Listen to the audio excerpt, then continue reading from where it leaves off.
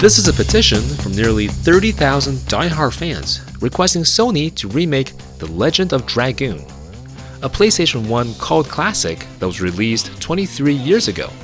Unfortunately, it didn't sell well and Sony never made another RPG.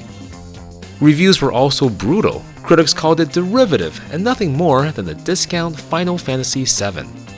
However, to the fans of the game, Legend of Dragoon is a hidden gem, an underrated masterpiece that was ahead of its time. So why is this game so divisive? With LOD, it seems more like a game that you either in love with or you don't. Although there are many casual fans, that middle ground just isn't as easy to find. This is Drew Universe, the community organizer for the game on multiple social channels, and my conversations with Drew have led me down a rabbit hole to find out why the game is so polarizing. And should Sony respond to their fans' call to action? This is the story behind The Legend of Dragoon.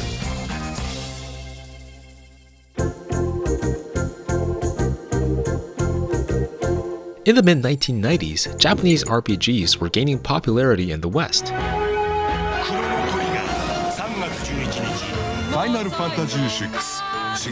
The JRPG craze was real. Even Mario had his own entry, and gaming companies were eager to capitalize on this trend.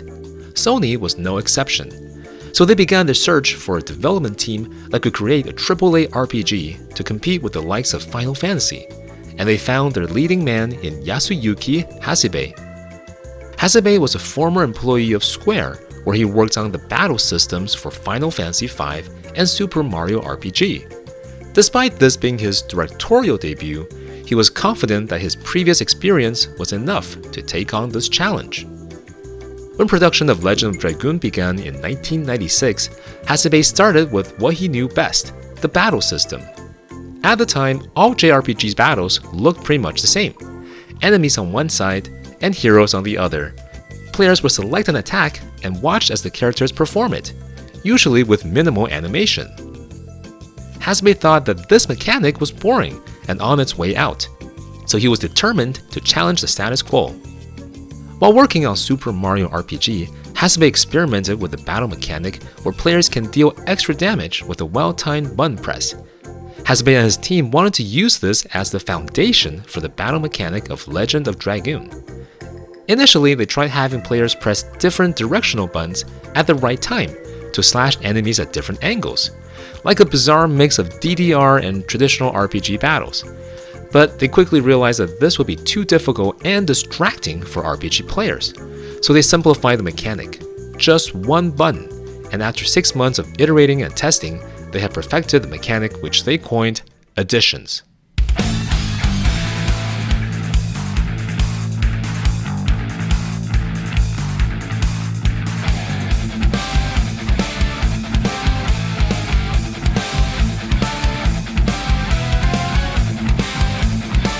The simple yet addictive mechanic allows players to perform combo attacks by pressing the X button at just the right moment. It's not easy, but when you get it right, it's immensely satisfying, and it's a huge boon to the game, making repetitive battles engaging, and saving the game from the drudgery of endless random encounters.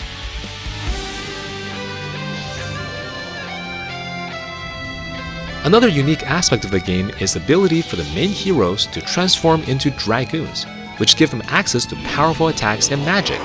Hasebe based this concept on the shows he watched as a child.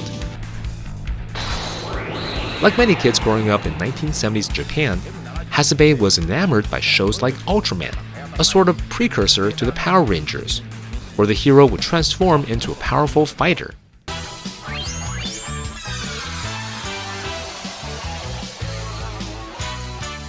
The concept of hero transformation is so prevalent in Japanese kids' shows. Hasebe felt that this was ingrained in him since childhood, and he wanted to incorporate it in his game. 2 hours later. He initially thought of various creatures that the heroes would transform into, but in the end he landed on dragons, as he's a fan of the fantasy genre. However, he worried that literal dragon transformations might not resonate with players, so he came up with the notion of a humanoid dragon form. After commissioning an artist to draw a few sketches, the concept of Dragoons began to take shape. Together with additions, these battle mechanics were truly unique, something players have not experienced in other JRPGs. It feels like you're the one doing the strikes, not the character, because you are with the attack every step of the way. After finalizing the battle system, Hasebe moved on to other aspects of the game. He took a 3-month leave to think through the game's story and the characters, and he returned with a world that's rich in history and lore, spanning 10,000 years. One of the main characters from the game, Rose, was actually a character that was cut from his previous game, Super Mario RPG. Can you imagine the current implementation of Rose, like the Goth Warrior in Mario? Coming up to the end of development, high-quality CG animations were added, something that put Legend of Dragoon on the same level as the Final Fantasy entries. The game included 30 minutes worth of CG cutscenes, pretty impressive for a PlayStation 1 game. In fact, several in-progress cinematics had to be cut in order for the game to fit onto 4 CDs, which is the largest number of discs for a PlayStation 1 game. At this point, 3 years into development, the team has grown from a handful of members to over 100, and working with a budget of $16 million, very high for a PS1 game. In December of 1999, The Legend of Dragoon was finally released in Japan, and 6 months later in North America. However, to the team's disappointment, the game was met with lukewarm reception. Reviewers criticized the game for being derivative, that it was just a ripoff of Final Fantasy VII. The game was also somewhat of a flop in Japan, selling 280,000 copies, a significant contrast to Final Fantasy VII, which sold 1.75 million copies in just its first day. While it performed better in North America, selling about 900,000 copies, it was barely enough to recoup the cost of its production. And as a result, Sony's big bet on the game did not pay off, and the company ultimately never made another in-house RPG. So what went wrong?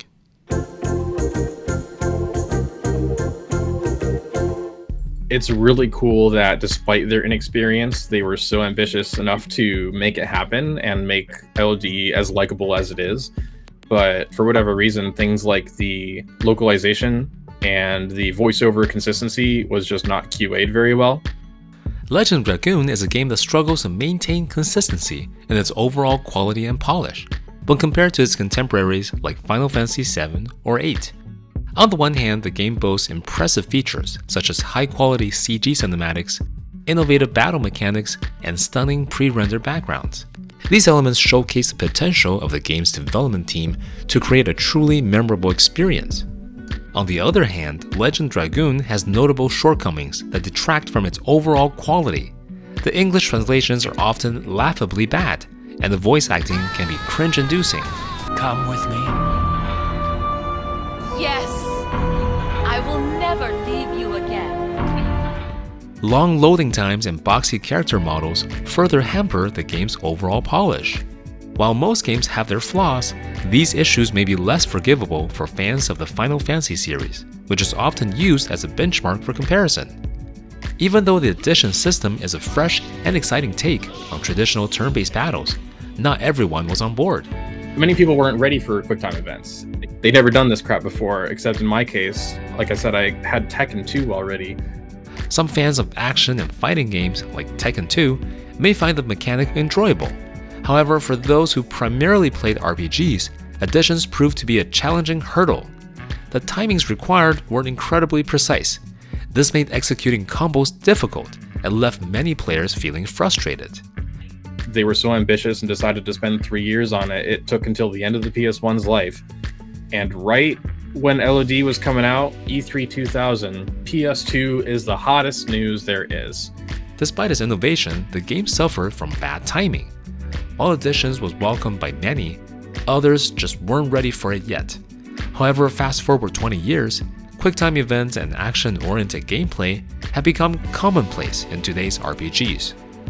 Bottom line is this: Legend of Dragoon lacks certain polish and may seem derivative on the surface. However, beneath these flaws lies a game that is criminally underrated. Unfortunately, these noticeable shortcomings prevented players from fully experiencing and appreciating its strengths.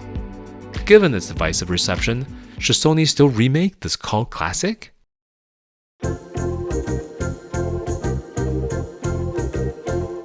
From a purely financial perspective, remaking The Legend of Dragoon may seem like a risky move for Sony, given its poor initial sales and reception, as well as the high costs involved to remake such a grand game. However, creating a new IP could also be expensive and carries a significant level of uncertainty.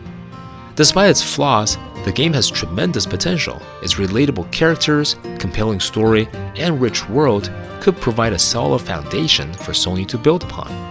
Moreover, the game already has a dedicated fan base that will be thrilled to see a remake, and these fans could serve as advocates for the game. Of course, if Sony decides to remake The Legend of Dragoon, they will need to address the flaws of the original game, many of which the fans have taken upon themselves to address through modding, whether it's improved translations, upscale graphics, or the ambitious Severed Chains project, which is a complete reverse engineering build that aims to overhaul almost every aspect of the game. Not many games get this kind of love this long after release, and it's so thorough and comprehensive. We're running a GitHub project for this. We've got over a dozen different GitHub repositories to make all this happen. Not to mention, there's a growing demand for classic game remakes, as evidenced by the success of recent remakes such as Final Fantasy VII and Resident Evil 2. Sony has the opportunity to capitalize on this trend and leverage the existing fanbase for support. If they could pull this off, they could attract a new generation of players to the franchise and potentially create a new classic that will remain relevant for years to come. I can only wonder what this game could have been if it had been a PS2 launch title instead. It wouldn't have had the encroachment of the other RPGs or Final Fantasy. It could have been a strong first-party showing from Sony to say, hey, we're not just a platform developer, we also make cool games. That's my passion coming out, but basically there was a lot of potential, and just the bad timing coupled with the low QA, just because that's how it was back then, really buried the game's potential for a long time.